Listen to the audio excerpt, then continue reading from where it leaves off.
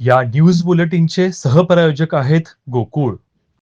श्री क्षेत्र आत्मापूर येथील श्री संत सद्गुरू बाळमामा देवालयाच्या तीर्थस्थळ परिसरातून निघणारे दूषित ड्रेनेज पाणी थेट वेदगंगा नदीत मिसळत असल्याने नदीचे पाणी प्रदूषित होत असून ग्रामस्थांच्या आरोग्याचा गंभीर प्रश्न निर्माण झालाय.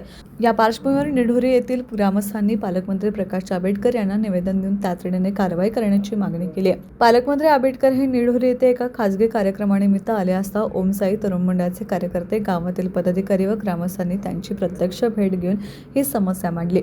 निवेदनात नमूद करण्यात आले आहे की महाराष्ट्र, कर्नाटकातील लाखो भाविकांचे श्रद्धास्थान असलेल्या आदमापूर येथे दररोज मोठ्या प्रमाणात भाविक येतात. येथील हॉटेल्स व लॉजमध्ये शौचालयांचे सांडपाणी थेट जवळच्या ओढ्यात सोडले जात असून त्यासोबत प्लॅस्टिकसह अन्य कचरा वाहून वेदगंगा नदीत मिसळत आहे.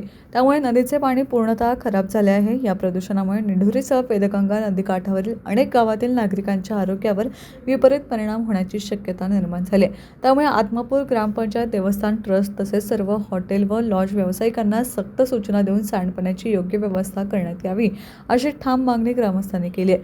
निवेदनावर माजी सरपंच देवानंद पाटील, डॉक्टर सचिन मोरबाळे, डॉक्टर सूर्यकांत सुतार, प्राध्यापक रवींद्र शिंदे, प्रशांत पाटील, संतोष शिंदे, विश्वास दरेकर, हिम्मत पाटील, संजय सुतार, शंकर शिंदे, राजेंद्र दरेकर, शशिकांत जाधव यांच्यासह अनेक ग्रामस्थांच्या स्वाक्षऱ्या आहेत. टीव्ही नेक्स्ट साठी मुरगुडहून सर्जरा भाट.